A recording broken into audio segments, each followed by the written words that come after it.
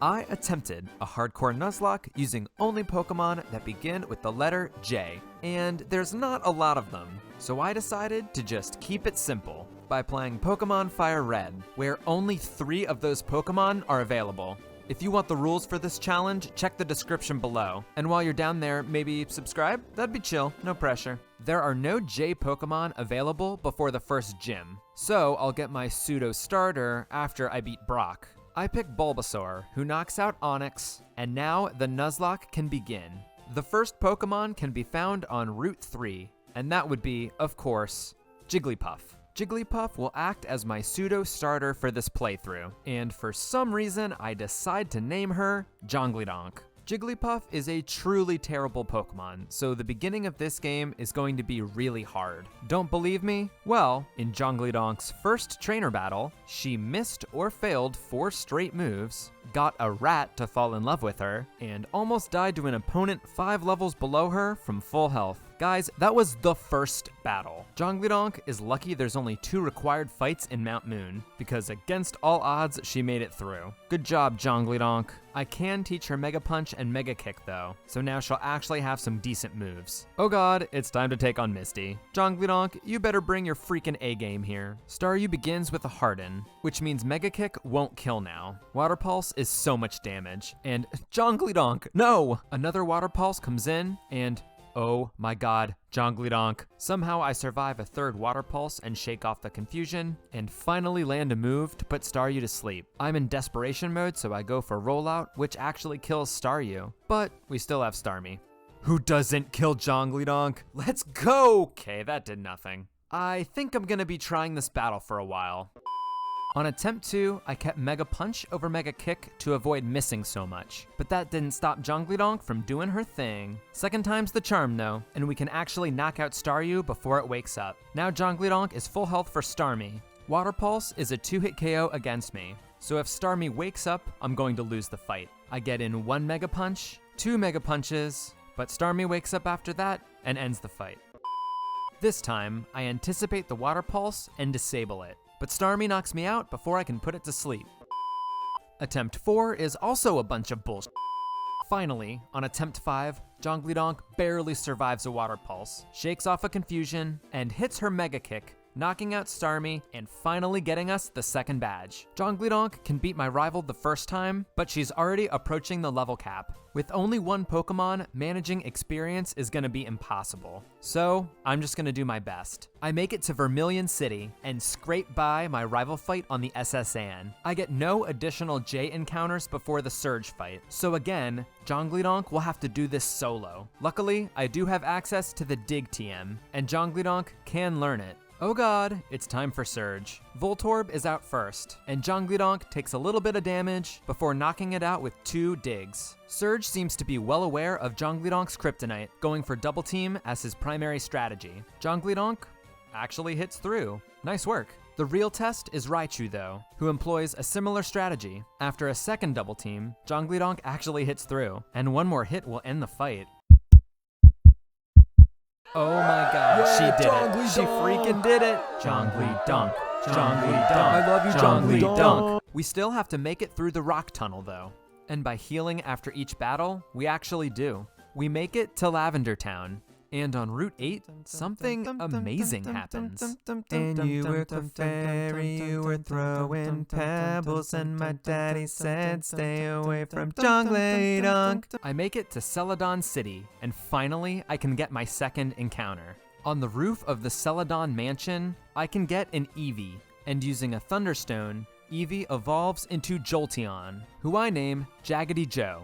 I'm now free to take on the 4th gym, which is Erica and her grass Pokemon. Unfortunately, with only an electric Pokemon and a Jonglidonk, that fight is gonna be really tough. To make that fight easier, I can get my 3rd encounter, but I have to skip the gym and continue through the game. First, I need to beat Giovanni in the Rocket Hideout. Jonglidonk uses Dig to take out Onix, and against Rhyhorn, Jonglidonk almost dies, but does no rest, which allows me to heal up. After a lot of stalling, Jonglidonk can take out Rhyhorn, and Jolteon can handle Kangaskhan. With Giovanni defeated, I can go back to Lavender Town now to take on my rival in the Pokemon Tower. Pidgeotto quick attacks me before I can knock it out with a Shockwave, and then I do the same to Gyarados. Jolteon really only knows electric moves, so on Execute, I switch to Jonglidonk, who can beat Execute by putting it to sleep and Mega Kicking. Eventually, he knocks it out. I stay in against Kadabra, who disables Mega Kick, which is fine since I'm just putting it to sleep. Now I can switch into Jaggedy Joe, who can knock out Kadabra while it slumbers away. Jolteon can also 2-hit KO Charmeleon, and doesn't die to any of its moves. Rival fight completed. Now I just have one more Pokemon in my way. Oh, no, that's not good. Oh, no, that's really, really not good. How is this freaking Marowak my run killer? Attempt 6, 7, and 8 all end with Misty or Surge. Finally, on attempt 9, JD powers through and gets us all 3 badges. Because I'm a big old dummy, I try the same strategy again. This time, I get a bit luckier with the accuracy, and put Marowak to sleep while slowly chipping it down with Mega Punch. When it wakes up, it does something stupid, so I can put it right back to sleep. Eventually, Jonglidonk can knock it out, and we can finally progress through the game. I make it to the top of the tower, and get the Pokeflute from Mr. Fuji. This allows me to wake up the Snorlax west of Celadon, and traverse down Cycling Road to make it to Fuchsia City, because here, finally, I can get the Good Rod. You may be thinking, what J water Pokemon is in Gen 1? Well, there's not one. But with the Good Rod, I can now catch Poliwag, evolve it into Poliwhirl, and use it to complete one of the in-game trades to get a Jinx. Normally, I wouldn't allow myself to do this, but folks, these 3 encounters are my only ones for the entire run. And since this is the only way to get Jinx, I'm going to cut myself a bit of slack here. I renamed Jinx Jangly-Jank, and now my team is complete. I went through this entire ordeal just so I could have Jangly-Jank to take on Erica. I gave Jangly-Jank speed EVs so it can outspeed Victreebel and knock it out with 1 Ice Punch. She does the exact same thing to Tangela as well. Jangly-Jank can do the same thing to Vileplume as well, and... What the? Oh, Jinx isn't my original Pokemon. This certainly will complicate things. After shaking off the paralysis, Jinx decides to use Powder Snow, which, all things considered, isn't that bad. Vileplume paralyzes me again and uses Acid a few times before Jinx finally listens to me and knocks out Vileplume with Ice Punch. Now that we have the Rainbow Badge, theoretically this shouldn't happen again. I generally have the same strategy against my rival in Silphco, with Jaggedy Joe taking out Pidgeot and Gyarados, but this time Jangly-Jank takes out Execute, back to Jaggedy Joe to take out Charizard, and finally back to Jangly-Jank to take out Alakazam. Both Koga and Sabrina have a level cap of 43, so I'll need to go into the Koga fight a bit underleveled. I decided to take on Koga first, since Jangly-Jank is super effective against poison Pokemon. Jinx can outspeed and 1-hit KO Coughing, Muck, Coughing number 2, and Wheezing, to get us a very easy 5th badge. Sabrina is quite a bit tougher, but Jangly-Jank is my ace in this fight too. She can easily knock out Kadabra with an Ice Punch, and then knock out Venomoth with a Psychic. However, Jangly-Jank's Ice Punch doesn't kill Mr. Mime, and she raises her special attack and defense. Remember here that Ice Punch is a special move, since Gen 3 was before the physical special split, so the special defense buff may cause Ice Punch to not 2-hit KO. That does actually happen here, but thankfully, a boosted Psybeam still does nothing to me. Sabrina heals up again, but this time I get a good roll with Ice Punch, and I freeze Mr. Mime. So Sabrina spends her turn using a full heal, and I can knock out Mr. Mime with 1 more Ice Punch. Finally, we have Alakazam, who is faster than Jangly-Jank, and starts with a Calm Mind. This makes Ice Punch a range to 2-hit KO. I'm always safe to a boosted Psychic, but unfortunately, Ice Punch doesn't hit the range. I'm dead to crit here, but the rest of my team is dead to a non-crit since Alakazam is plus special attack, so I have to eat the Psychic, and luckily it doesn't crit. Jangly-Jank can finish the fight with 1 Ice Punch, and we have a close call for our 6th badge. None of my janky J's can learn HMs, so I have to use a suite of randos to get around. This takes me down to Cinnabar Island to take on the 7th gym leader, Blaine. Blaine uses Fire Pokemon, which my team doesn't match up well against. But I may have found a strategy that allows Jaggedy Joe to take this fight. To do this, I need to teach him 2 available TMs. The first is Rain Dance, which does 2 things for this fight. First, it weakens the power of fire moves, which is basically all Blaine has. The second thing it does is affect the second TM I'm using, Thunder. Thunder normally has an accuracy of 70%, but but in rain, it's 100%. With this strategy, I have a fighting chance against Blaine.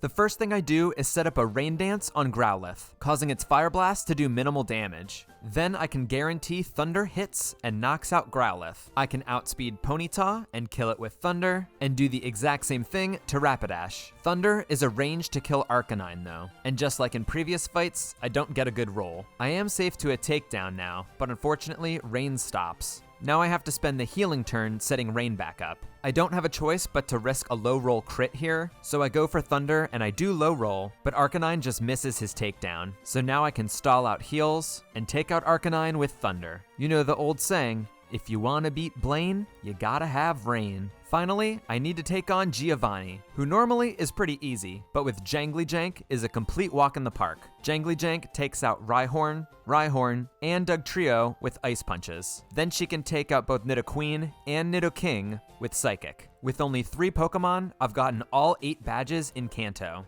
I beat my rival once again and make it through Victory Road to get to the Pokemon League. With just 3 J Pokemon, can I beat a Hardcore Nuzlocke of Pokemon Fire Red? Let's find out. First up, we have Lorelei and her ice Pokemon. Most of Lorelei's Pokemon are dual water types, so Jaggedy Joe will start this fight. Jaggedy Joe outspeeds Lorelei's entire team and can one-hit KO Dugong with Thunderbolt. After Cloyster spends a turn stalling with Protect, Jaggedy Joe can knock her out with a Thunderbolt as well. Lorelei sends out her 3rd straight water type, and once again, Jaggedy Joe lands an Oko. Next, we have Lapras, who poses our first threat of the Elite Four run. Thunderbolt is a bad range to kill Lapras here. I'm safe to all of Lapras's moves, and I have a Lumberry, so I decide to go for Thunder, knowing there is a 30% chance I'll miss. Jaggedy Joe lands his Thunder, and we knock out Lapras. Finally, Lorelei sends out Jinx, her one Pokemon that isn't part water type. Because I'm still full HP, I'm safe to use Thunderbolt, which will be a 2-hit KO against Jinx. She goes for a Lovely Kiss, which puts me to sleep, but I use a Lumberry to shake off the drowsiness. Now I can finish the fight with one final Thunderbolt. Apparently, we're not supposed to talk about him, but next I take on Bruno. He sends out Onix, and I send out Jonglidonk. Jonglidonk is faster than Onix, and kills it with one Ice Punch. Hitmonchan has a priority move in Mach Punch, but Jangles is always safe to it, and Bruno decides it's not even worth it. So I can take out Hitmonchan with one Psychic. Onix number 2 meets the same fate as the first one, and although Machamp can kill Jonglidonk in so many ways, she's faster and a super effective Psychic finishes the job. Last, we have Hitmonlee, and Jonglidonk can end the fight with one final Psychic. That's a clean sweep of Bruno. Third, we have Agatha and her poison Pokemon. She starts with Gengar, and I send out Jonglidonk. Jonglidonk can outspeed and one-hit KO Gengar with Psychic. Since Gengar is part poison type, Jangly can do the exact same thing to Agatha's Golbat, Arbok, second Gengar, and Haunter. I got a few crits in that fight, but it didn't matter at all. That's 3 straight Elite Four battles with no damage taken. Those fights were gimmies, but this Lance fight is a bit tricky. Lance starts with Gyarados, so of course I send out Jaggedy Joe, as Intimidate doesn't affect him, since he can knock out the Gyarados with a special Thunderbolt. The rest of Lance's team is weak to ice moves, so I need to switch Jonglidonk in. The issue is that if Dragonair goes for Hyper Beam, Jonglidonk is at risk to die, which absolutely can't happen. Thanks to my elite Nuzlocking skills, I came up with a plan. Dragonair knows Outrage and Hyper Beam, 2 moves that at least lock you into a second turn. So if I can get Dragonair to use those moves, I can switch in Jonglidonk on either a recoil turn or a low damage Outrage. But that means I need something to be my meat shield for the initial attack. So what do you think I can use to be my meat shield? That's right, it's Substitute. Substitute can be my meat shield, so I'll never die, and Dragonair will have to deal with the repercussions. Unfortunately, on the first turn, it goes for Dragon Rage, but it doesn't break the sub, so I stall for a turn by attacking it, but it goes for Dragon Rage again, which breaks my sub. I'm still healthy, so I put up another Substitute, and this time, Dragonair goes for Outrage. Finally. Now that Dragonair is locked into Outrage, I can switch into Jonglidonk, who can take an Outrage with no issues. Jonglidonk outspeeds Dragonair and kills it with one Ice Punch. Next out is Aerodactyl, who has an insane speed stat. I gave Jonglidonk max speed EVs and crossed my fingers, and thankfully, she was faster. I get an unnecessary crit to knock out Aerodactyl. Fourth, we have Dragonite, who Jonglidonk can outspeed and Oko with Ice Punch. And finally, we have the second Dragonair, and Jonglidonk takes care of that one too. The Elite Four is no more. With my 3 team members alive and ready, we can take on the champion, my rival. He starts with Pidgeot, and I send out Jonglidonk. With no threat from Quick Attack, Jonglidonk is free to knock out Pidgeot with Ice Punch. My rival sees a kill with Rhydon's Earthquake, but this is great for me, since Jonglidonk can stay in and knock out Rhydon with Ice Punch. Next is Gyarados, who I usually take out with Jaggedy Joe, but Jonglidonk is out now, and a hard switch to Jaggedy Joe puts him at risk. A critical hit Thrash from Gyarados would kill Jaggedy Joe. I can't risk that, so I have to do something that pains me greatly.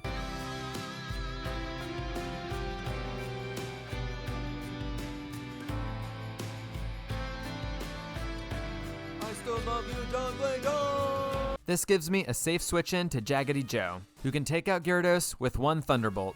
Next out is Alakazam. Jaggedy Joseph can never kill Alakazam with Thunderbolt, but he's always safe to a Psychic. So I can force my rival to use all his full restores here, and after 3 of them, Jaggedy Joe gets a crit, knocking out Alakazam. Fifth, we have Exeggutor. I switch into Jonglidonk as Exeggutor goes for Sleep Powder. That's totally fine, because in anticipation of this, I gave Jonglidonk a Chesto Berry. Now Jonglidonk can kill Exeggutor with 1 Ice Punch. Finally, my rival sends out Charizard. Jonglidonk is at risk here, but since it's the last Pokemon, I don't need to switch. I go for a Psychic, which does over 50% damage, and Charizard goes for a Fire Blast, which knocks out Jonglidonk. This gives me a safe switch in to my last Pokemon, Jaggedy Joe. Jaggedy Joe just needs 1 Thunderbolt to knock out Charizard, getting a crit just for fun. And that is how I beat a Hardcore Nuzlocke using only 3 J Pokemon. Thank you so much for watching this video. If you aren't already, you should subscribe to the channel. I've also done challenges for letters A through I, so you should check those out, including the ones linked on screen. That's all I gotta say. Take care, everybody.